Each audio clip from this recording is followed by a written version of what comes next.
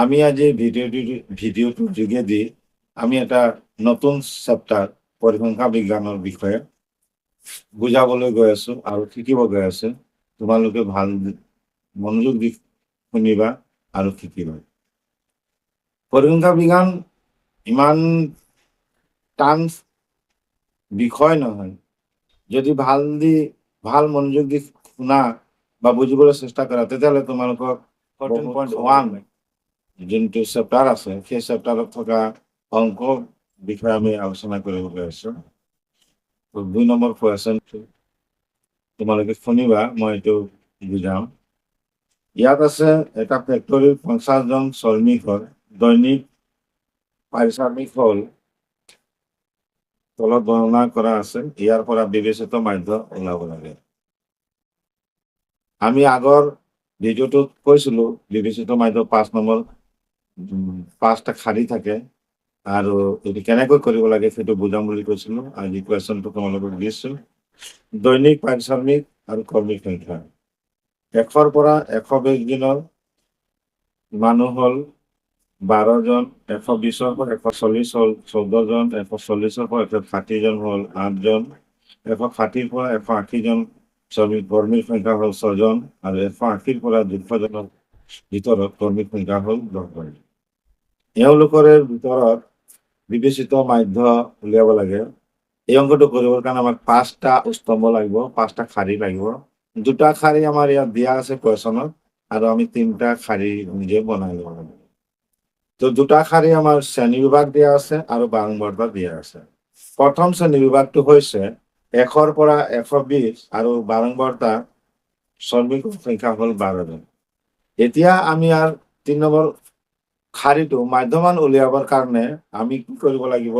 100 আৰু 120 যিটো দিয়া আছে ইয়াত শ্ৰেণী বিভাগ, এই শ্ৰেণী বিভাগ 2টা যোগ কৰিব লাগিব। 2টা যোগ কৰিলে আমাৰ হ'ব 220। 220ৰ আধা যদি আমি হৰণ কৰিম তেতিয়াহ'লে 110 হ'ব।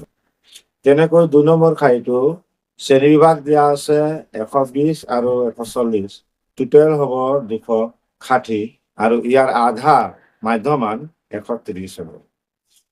তাৰপিছত শ্ৰেণী বিভাগ 3 নম্বৰ 140 আৰু 160 আছে, এই 2টা যোগ কৰিলে তোমাৰ 300 হ'ব আৰু 300ৰ আধা হ'ব তোমাৰ 150 মাধ্যমান। 4 নম্বৰ খাদ্যত আছে 160 আৰু 180, 2টা যোগ কৰিলে তোমাৰ হ'ব 340 আৰু ইয়াৰ আধা হ'ব 170। 5 নম্বৰ খাদ্যটো দিয়া আছে নিম্ন শ্ৰেণীসীমা 180 আৰু উচ্চ শ্ৰেণীসীমা 200 আৰু 2টা মিলালে তোমাৰ টোটেল হ'ব 380 আৰু ইয়াৰ আধা হ'ব মাধ্যমান 190। এতিয়া 3 নম্বৰ খাদ্য আমাৰ মাধ্যমান গৈ পালো। এতিয়া 4 নম্বৰ খাদ্যটো ওলাব লাগিব DI মানে হ'ল ডিফাৰেন্স, পাৰ্থক্য। তো আমি ইয়াত এটা মান ধৰি ল'ব লাগিব, এজিউম এটা মান ধৰিব লাগিব। সেই মানটো হ'ব আমি প্ৰথম মান, ইয়াত যিটো মাধ্যমান 5টা দিয়া আছে, 110 দিয়া আছে, 130 দিয়া আছে, 150 দিয়া আছে, 170 দিয়া আছে, যি দিয়া আছে ইয়াৰ পৰা আমি প্ৰথমটোকে লৈ ল'ম 110টো। 110ক আমি ধৰি ল'লো এ বুলি হিচাপে। এতিয়া আমি যেতিয়া 4 নম্বৰ খাইটো কৰিব গৈ আছো তেতিয়া আমাৰ হ'ব মাধ্যমানৰ পৰা এজিউম মান এটো মাইনাছ কৰিব লাগিব, মানে বিয়োগ কৰিব লাগিব। তো 110ৰ পৰা এজিউম মান 110 যেতিয়া আমি বিয়োগ কৰিম তেতিয়া আমি কিমান পাম? 0 পাম। 2 নম্বৰ শাৰীটোত মাধ্যমান 130 আছে আৰু এজিউম মান 110 আছে। এতেকে 130ৰ পৰা 110 গ'লে মাইনাছ কৰিলে মানে বিয়োগ থাকিব 20।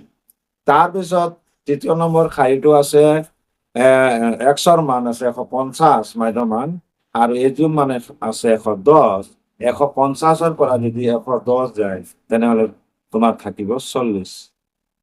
14 শাৰীটোত আছে এক্সৰ মান মানে মাধ্যমান 170, এজিউম মান ধৰি লোৱা ৰাখি আমাৰ 110 আছে। 170ৰ পৰা 110 গ'লে থাকিব আমাৰ 60 থাকিব। আৰু 5 নম্বৰ শাৰী আমাৰ এক্সৰ মান মানে মাধ্যমান 190 আছে আৰু এজিউম মান 110 আছে। এতেকে 190ৰ পৰা যেতিয়া আমাৰ 110 বাদ যাব তেতিয়া আমাৰ থাকিব মান 80। এতিয়া আমাৰ 14টো শাৰীটো দিয়াৰ মান হৈ গ'ল। ইয়াৰ পিছত আমাৰ 5 নম্বৰ শাৰী লাষ্ট শাৰী স্তম্ভ তো ইয়াত আছে FIDI মানে বাৰংবাৰতা পূৰণ ডিফাৰেন্স। এতেকে আমাৰ প্ৰথম যোনটো বাৰংবাৰতা 12 পাইছিলো আৰু ডিফাৰেন্স আছিলে আমাৰ 0। তো 12 into 0 ইনটু কৰিলে আমাৰ হ'ব 0। সেকেন্ড খাৰিটো আমাৰ আছিলে 14 বাৰংবাৰতা ফ্ৰিকুৱেন্সি আৰু 20 আছিলে ডিফাৰেন্স। এতেকে এই দুটা যেতিয়া আমি ইনটু কৰো তেতিয়া আমি পাম 280 280। তৃতীয় নম্বৰ খাৰিটো আমাৰ 8 আছিলে বাৰংবাৰতা আৰু ডিফারেন্স আছিলে 40 এতেকে 40। তো 8 into 40 ইনটু করলে আমি পাম 320 মতলব 320 পাম। 17 নম্বৰ খাৰিটো আমাৰ আছে বাৰংবাৰতা 6 আৰু ডিফাৰেন্স আছে 60। 6 into 60 ইনটু যদি কৰো তেতিয়া আমাৰ টোটাল হ'ব 360। আৰু 5 নম্বৰ লাস্ট খাৰি ইয়াত আছে আমাৰ বাৰংবাৰতা ফ্ৰিকুৱেন্সি 10 আছে আৰু এই 80 লগত 80 আমাৰ হৈ গ'ল এইটো ডিফাৰেন্সৰ মান ডি এৰ মান। এটাকে আমি যদি ইনটু কৰো তেতিয়া আমি পাম ইয়ার 800। এতিয়া আমার টোটাল হৈ গ'ল FIDI সিগমা টোটাল মানে সিগমা FIDI হ'ব টোটাল খিনি গোটেইখিনি কৰিলে 0 to 80 320 360 আৰ 80 যদি আমি প্লাস কৰো তেনেহলে আমি পাম 1760 1760 পাম।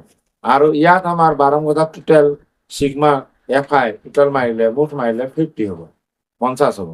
এতিয়া আমি সূত্ৰ মতে বিবেচিত মাধ্যৰ সূত্ৰ আছে A plus FIDI divide by sigma FI। এতেকে আমাৰ এতিয়া ডি এৰ মান ওলাবৰ কাৰণে টোটাল সিগমা FIDI এৰ মান ওপৰত বহাম আৰু তলত সিগমা FI মান বহাম। ওপৰত আমি বহালো 1760 আর ডিভাইড বাই তলত বহালো আমি 50। এতেকে 1760 ডিভাইডেড বাই 50 ইকুয়াল ওলাব তোমাৰ ওলাব 35.20। এতিয়া আমাৰ লাস্ট খাৰি বিবেচিত মাধ্যত আমাৰ সূত্ৰটো আছিলে A প্লাস DI। এতেকে আমি প্ৰথমতে আমি এৰ মান ধৰিছিল 110 আৰু প্লাস এতিয়া ডিৰ মান ওলালো আমাৰ 35.2। এতেকে দুইটা যদি আমি প্লাস কৰো 110 আৰু 35.2 তেনেহলে আমার ওলাব 145.2। এইটো হৈছে বিবেচিত মাধ্য। তোমালোকে চাগৈ নিশ্চয় অলপ বুজি পাইছা, মনোযোগ দিলে ভালকৈ বুজি পাৰিবা। আজিলৈকে ইমানেই।